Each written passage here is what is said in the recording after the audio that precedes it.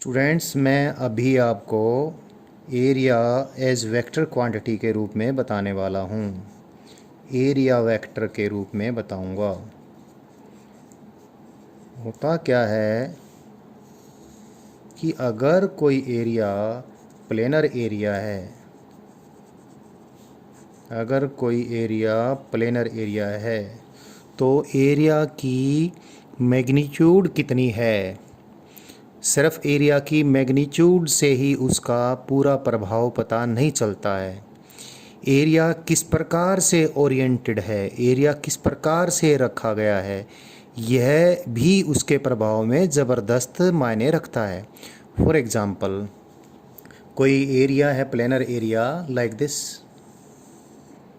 ये कोई planar area है। जैसे मैंने इस डायग्राम में ये बताने की कोशिश की है कि ये प्लेनर एरिया एक हॉरिजॉन्टल एरिया है, और यही प्लेनर एरिया जिसका एरिया की मैग्नीट्यूड सपोज ए है, और यही एरिया अगर सेम अमाउंट का एरिया अगर वर्टिकल हो, सेम अमाउंट का एरिया है but that area is vertical. और एक बात और बताएं, सेम अमाउंट का ही एरिया अगर इंक्लाइंड है, ना तो हॉरिजॉन्टल है ना ही वर्टिकल है, इंक्लाइंड है, आप आसानी से देख सकते हो कि समझ सकते हो कि इन तीनों का प्रभाव अलग अलग होगा। हालांकि अमाउंट सबकी, मैग्नीट्यूड सबकी सेम है। फॉर एग्ज़ाम्पल, आपने अपने घर का दरवाज़ा बंद करना है और आपके घर के गेट का एरिया जितना है उतने ही एरिया का आपके पास कोई फट्टा है, तो उतने एरिया के फट्टे से अगर आप दरवाज़ा बंद करना चाहोगे हॉरिजॉन्टल रख के, तो दरवाज़ा बंद नहीं होगा। चोर और सब कुछ अंदर आराम से आएगा जाएगा। रात को आप ऐसे दरवाजे के आगे हॉरिजॉन्टल फट्टा लगा के सो जाना और ये सोचना कि दरवाज़ा तो बंद हो गया है, तो दरवाज़ा बंद नहीं होगा। और उसी दरवाजे को, जिसके गेट का, जिसकी ओपनिंग का एरिया ए है, अगर ऐसे फट्टे से बंद करो, उतने ही एरिया उसकी मैग्नीट्यूड है, तो भी दरवाज़ा बंद नहीं होगा। तो आपको ऐसे बंद करना पड़ेगा, और ऐसे भी तब बंद होगा जब आपके घर का गेट भी ऐसा ही है। आपके घर का गेट तो बाय द वे ऐसे है, ऐसे ओपनिंग है, ऐसे उसकी चौखटें हैं, ऐसे चौखटें हैं जो कि उसकी ओपनिंग का जो स्लॉट है वो वर्टिकल है, और आपने वर्टिकल एरिया उसमें इस प्रकार से रख दिया ऐसे, तो ऐसे वर्टिकल एरिया उसमें फंसा के रखोगे तो ये वर्टिकल एरिया आपके घर के गेट को, ठीक से ड्राइंग नहीं बन पाई है, शायद आप समझ रहे होंगे, तो वही घर के गेट का जो ओपनिंग है वो ओपनिंग स्लॉट वर्टिकल है, तो ये वर्टिकल स्लॉट ऐसे एरिया से बंद नहीं होगा, वर्टिकल स्लॉट बिल्कुल इसके पैरेलल फट्टे से बंद होगा। तो वर्टिकल एरिया भी एरिया के बारे में हम ये कह दें कि एरिया की मैग्नीट्यूड इतनी है और ये तो वर्टिकल है जी, तो भी उसका पूरा प्रभाव नहीं बैठता है। वर्टिकल तो ऐसे भी हो सकता है, वर्टिकल तो ऐसे भी हो सकता है, वर्टिकल तो ऐसे भी, vertical can be like this, vertical can be like this, vertical can be like this, and horizontal is totally different, and inclined is totally different. So you can see from these examples that area, planar area, better I should say, planar area, whatever be its magnitude, only the magnitude of the area cannot describe the complete effect of the area. So area के पूरे प्रभाव को जानने के लिए हम area को एक planar area, better I should say, planar area को हम एक वेक्टर क्वांटिटी के रूप में कंसीडर करें तो बेहतर होगा। और वेक्टर क्वांटिटी के रूप में इस प्रकार कंसीडर करें कि हम उसकी मैग्नीट्यूड बताएं वेक्टर की और डायरेक्शन बताएं, तो एरिया वेक्टर का पूरा प्रभाव कंप्लीटली समझ में आ जाए। तो मैग्नीट्यूड तो एरिया वेक्टर की उतनी ही रहेगी, ओबियस बात है, जितना कि एरिया है। तो एरिया की डायरेक्शन किस प्रकार लें कि एक सिंगल डायरेक्शन के बारे में एक सिंगल शब्द बोलें और एरिया का सारा प्रभाव पता चल जाए। मैग्नीट्यूड तो बोल ही दी है हमने, तो हम क्या करें, हम एक यूनिट वेक्टर डिफाइन करते हैं एरिया के, प्लेनर एरिया के परपेंडिकुलर। तो प्लेनर एरिया के परपेंडिकुलर हमने कोई यूनिट वेक्टर ले लिया, सिंबल सपोज एन कैप लिया, कोई एन कैप स्टैंडर्ड सिंबल नहीं है, you can choose your own. तो अगर हम प्लेनर एरिया के परपेंडिकुलर कोई यूनिट वेक्टर की डायरेक्शन में एरिया वेक्टर बोल दें तो एरिया का सारा प्रभाव कंप्लीटली पता चल जाएगा। सपोज कोई एरिया, सपोज मैं अभी आपको क्लियर बताऊंगा इस बात को और भी। सपोज कोई किसी प्लेनर एरिया के बारे में ये कहें कि area vector is say it is 4 metre square and किधर vertically upwards.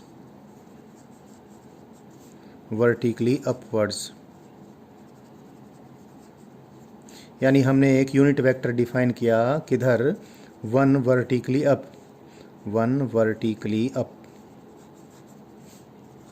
So A vector हमने अगर ऐसा लिख दिया 4 मीटर स्क्वायर एन कैप, या फिर ऐसे लिख दें तो इसमें इस एरिया वेक्टर की इस एरिया के सारे प्रभाव कंप्लीटली पता चल गए।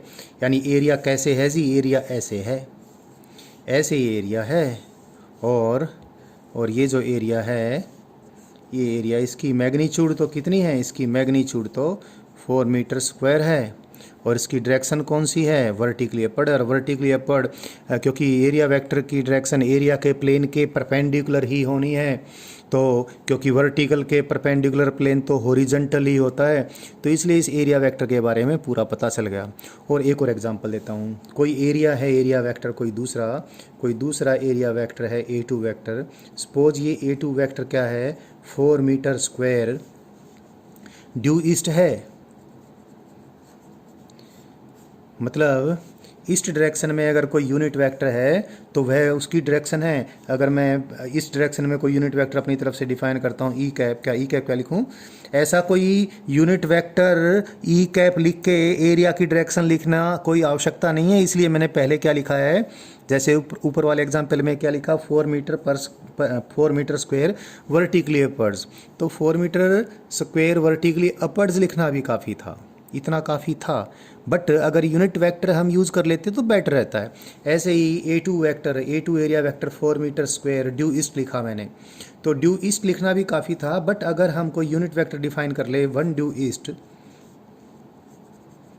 ई कैप उसका सिंबल दे दें, तो एरिया वेक्टर A2 को मैं कैसे लिख सकता हूँ, 4 मीटर स्क्वायर ई कैप लिख सकता हूँ। अभी देखें ज़रा, 4 मीटर स्क्वायर ई कैप ईस्ट डायरेक्शन में एरिया वेक्टर है। ये suppose east west north south direction ये हैं, ये ईस्ट डायरेक्शन है, ये हॉरिजॉन्टल डायरेक्शन ईस्ट डायरेक्शन है, तो ऑब्वियसली इधर वेस्ट हो गई। ईस्ट के परपेंडिकुलर को आपने, ईस्ट के परपेंडिकुलर जो भी प्लेन होगा वर्टिकल होगा। तो एक बात तो क्लियर होगी, ये जो एरिया वेक्टर है A2 ये वर्टिकल है, और ये वर्टिकल कैसे है, जिससे कि इसका जो परपेंडिकुलर है वो किधर है, ईस्ट वेस्ट डायरेक्शन में है। तो ये कौन सी डायरेक्शन होगी, ये ईस्ट डायरेक्शन होगी। इस डायरेक्शन ये एक्चुअली मैं 3D डायग्राम बनाया तो इस प्रकार ये दिखाई दे रहा है। चलो फिर भी अगर परेशानी है तो मैंने काट दिया यहाँ पर। ये ई कैप डायरेक्शन यानी ईस्ट डायरेक्शन है, ये हॉरिजॉन्टल डायरेक्शन ईस्ट डायरेक्शन है। तो ईस्ट डायरेक्शन में एरिया वेक्टर होने का मतलब एरिया का प्लेन ईस्ट के परपेंडिकुलर है। इसी प्रकार से अगर मैं कोई एरिया वेक्टर क्या लिखूँ, अगर किसी एरिया वेक्टर A3 को मैं क्या लिखता हूँ, A3 वेक्टर क्या लिखूँ, 4 मीटर स्क्वायर ड्यू नॉर्थ। अगर ऐसे में कोई एरिया वेक्टर लिखता हूँ 4 मीटर स्क्वायर ड्यू नॉर्थ, तो पहले तो मैं north south east west horizontal direction define कर लूँ। ये मैंने ईस्ट डायरेक्शन डिफाइन की, तो ये नॉर्थ डायरेक्शन हो गई। और नॉर्थ डायरेक्शन में कोई यूनिट वेक्टर ले लूँगा n cap, let me take n cap, या कोई और ले लेता हूँ 1 ड्यू ईस्ट के लिए सिंबल सपोज मैं कोई बी कैप ले लेता हूँ, बी कैप इज़ क्या 1 ड्यू नॉर्थ, ऐसा ले लूँ। तो एरिया वेक्टर A3 कितना आया, ये आ गया 4 मीटर स्क्वायर बी कैप। तो देखो मैं किस प्रकार से बनाऊँ, नॉर्थ डायरेक्शन के परपेंडिकुलर कोई वर्टिकल एरिया ही होगा। नॉर्थ डायरेक्शन के परपेंडिकुलर जो भी कोई प्लेन होगा तो वो वर्टिकल प्लेन होगा। तो ये वर्टिकल प्लेन मैंने ड्रा कर दिया। कितनी मैग्नीट्यूड का ड्रा किया मैंने, ये 4 मीटर स्क्वायर का ही मैंने ड्रा किया है। 4 मीटर, ये भी 4 मीटर स्क्वायर का था, ये भी 4 मीटर स्क्वायर का था, ये भी क्या है 4 मीटर स्क्वायर का है। और इसका प्लेन का परपेंडिकुलर किधर है, इधर है, जो कि हॉरिजॉन्टल है। कौन सी डायरेक्शन है ये नॉर्थ डायरेक्शन है, यानी बी कैप डायरेक्शन है। So you can see the same area this and same in magnitude same area this, in magnitude same area this, in magnitude same area this, they are producing different effects. So simply if I take the and one other thing, just by telling area की direction किधर है, area किस प्रकार से oriented है, area horizontally oriented है या area vertical है। एरिया वर्टिकल है तो एरिया ऐसे है या ऐसे है, यानी एरिया वर्टिकल ईस्ट डायरेक्शन के परपेंडिकुलर है। ईस्ट डायरेक्शन के परपेंडिकुलर मतलब नॉर्थ साउथ डायरेक्शन में लाई करता है। और एरिया नॉर्थ डायरेक्शन मतलब नॉर्थ साउथ डायरेक्शन में एरिया होने का मतलब है एरिया का परपेंडिकुलर नॉर्थ साउथ डायरेक्शन में है, यानी एरिया इटसेल्फ किधर होगा, ईस्ट वेस्ट डायरेक्शन के पैरेलल होगा। तो ये एरिया है, जैसे एरिया कौन सी डायरेक्शन में, ईस्ट डायरेक्शन में है, तो एरिया का खुद का प्लेन किस डायरेक्शन के पैरेलल होगा, नॉर्थ साउथ के पैरेलल होगा। तो एरिया के परपेंडिकुलर को ही एरिया की डायरेक्शन ले लें और एरिया की मैग्नीट्यूड तो बताएंगे ही बताएंगे। तो प्लेनर एरिया एक वेक्टर के फॉर्म में हमें कंप्लीटली समझ में आ जाता है। यानी ए प्लेनर एरिया सिर्फ स्केलर के रूप में बोलें तो हमें बहुत कम समझ में आया था, बहुत सारी बातें बोलनी पड़ती है हमें। एरिया इस प्रकार है जी, एरिया हॉरिजॉन्टल है जी, वर्टिकल है तो ऐसे इंक्लाइंड है, सॉरी वर्टिकल है तो नॉर्थ साउथ डायरेक्शन में पसरा हुआ है, और वर्टिकल है तो ईस्ट वेस्ट डायरेक्शन में पसरा हुआ है। इतनी सारी बातें बोलने के बजाय एरिया की मैग्नीट्यूड बोलें और एरिया के परपेंडिकुलर की डायरेक्शन को एरिया की डायरेक्शन के रूप में बोल दें तो एरिया का सारा प्रभाव पता चल जाता है। यानी बात मैं फिनिश कर देता हूँ। प्लेनर एरिया को वेक्टर लेंगे, प्लेनर एरिया वेक्टर की मैग्नीट्यूड तो एरिया के बराबर ही लेंगे, और प्लेनर एरिया के परपेंडिकुलर यूनिट वेक्टर कोई लेंगे तो उस यूनिट वेक्टर के अलोंग एरिया वेक्टर की डायरेक्शन लेंगे, यानी एरिया वेक्टर की डायरेक्शन एरिया वेक्टर के प्लेन के परपेंडिकुलर लेंगे। अभी थोड़ा और भी बताता हूँ। अभी ये है भाई कोई प्लेनर एरिया है, तो वैसे तो जो हमारी रिक्वायरमेंट होगी उसके अकॉर्डिंग हम डायरेक्शन ले लिया करते हैं। वो क्या रिक्वायरमेंट आपको पता चल जाएगा। जैसे ये कोई एरिया है जिसकी मैग्नीट्यूड ए है, तो एरिया वेक्टर की डायरेक्शन इस प्लेन के परपेंडिकुलर ऊपर लें या नीचे लें तो ये तो दिक्कत की बात हो गई ना। इसके परपेंडिकुलर तो इधर भी हो सकता है, इधर भी हो सकता है। तो वैसे तो नीड मैंने बताया, नीड के अनुसार ये बात क्लियर हो जाती है। फिर भी कई बार हम क्या करते हैं, एरिया की बाउंड्री, सपोज इसकी बाउंड्री PQRS है, तो यदि मैं बोलूँ एरिया वेक्टर कौन सा, PQRS, तो एरिया की बाउंड्री PQRS ऐसे होगी। तो राइट हैंड स्क्रू आप P से लेकर Q, Q से लेकर R, R से लेकर S, इस प्रकार से राइट हैंड स्क्रू को टर्न करो।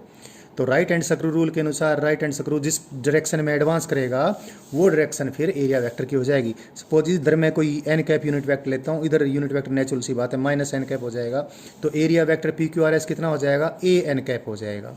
और एरिया एक वेक्टर सिमिलरली एरिया वेक्टर कौन सा, एरिया वेक्टर PSRQ, तो PSRQ तो राइट हैंड स्क्रू रूल ऐसे टर्न करेंगे तो राइट हैंड स्क्रू किधर एडवांस करेगा, -n कैप डायरेक्शन में। तो एरिया वेक्टर कौन सा, एरिया वेक्टर PQRS, ये कितना आ गया मैग्नीट्यूड, तो इसकी भी A और डायरेक्शन कौन सी, -n कैप। तो ये एरिया वेक्टर के बारे में जो मैंने बात बताई। लेकिन अब एक लास्ट बात सुन लीजिए। अगर कोई कर्ड एरिया है, कोई कर्ड सरफेस है, तो कर्ड सरफेस पे तो डिफरेंट छोटे छोटे जो पैचेज होंगे, इन्फाइनेटली स्मॉल जो एरिया एलिमेंट्स होंगे, जिसको DA एरिया एलिमेंट कहेंगे या कुछ लोग उसको DS एरिया एलिमेंट कह देते हैं। तो पूरा का पूरा कर्ड सरफेस का नॉर्मल तो एक जगह पर एक हो नहीं सकता। कोई कर्ड सरफेस है, इस पर यहाँ पर तो नॉर्मल किसी और डायरेक्शन में इधर, यहाँ पर नॉर्मल इधर है। तो कर्ड सरफेस के ऊपर उस पे जो इन्फाइनेटली स्मॉल पैचेज होंगे एरिया, जिसको इन्फाइनेटली स्मॉल एरिया एलिमेंट कहेंगे, जैसे कोई इन्फाइनेटली स्मॉल एरिया एलिमेंट है, तो इन्फाइनेटली स्मॉल एरिया एलिमेंट्स को हम वेक्टर की तरह ट्रीट करेंगे। और infinitely small area vector DS area vector की मैग्नीट्यूड तो DS ही लेंगे, और डायरेक्शन जिधर ये कन्वेक्स है उस साइड में यूनिट वेक्टर लेकर, तो जिस साइड में कन्वेक्स है उस कन्वेक्स जिधर है उधर यूनिट वेक्टर लेंगे। और इस प्रकार से इन्फाइनेटली स्मॉल एरिया एलिमेंट को भी वेक्टर की तरह ट्रीट करेंगे। आई रिपीट, कोई मान लिया कर्ड एरिया है, दोबारा से डायग्राम बनाता हूँ। कोई कर्ड एरिया है, कोई कर्ड सरफेस है, इस कर्ड सरफेस के किसी एक जगह पर जो यूनिट वेक्टर की डायरेक्शन होगी नॉर्मल, इस कर्व सरफेस के अलग अलग पॉइंटों पर नॉर्मल अलग अलग होगा, तो इस पूरे एरिया को तो एक साथ वेक्टर के रूप में कंसिडर कर नहीं सकते हैं। तो इसके ऊपर कोई इन्फाइनेटली स्मॉल एरिया एलिमेंट लेंगे, जैसे ds एरिया एलिमेंट लिया, तो इस एरिया वेक्टर की मैग्नीट्यूड तो ds होगी और डायरेक्शन इसके कन्वेक्स, जो जिधर ये कन्वेक्स है उधर यूनिट वेक्टर लेकर ये एरिया वेक्टर हो जाएगा। तो ds एरिया वेक्टर होगा ds इंटू n कैप।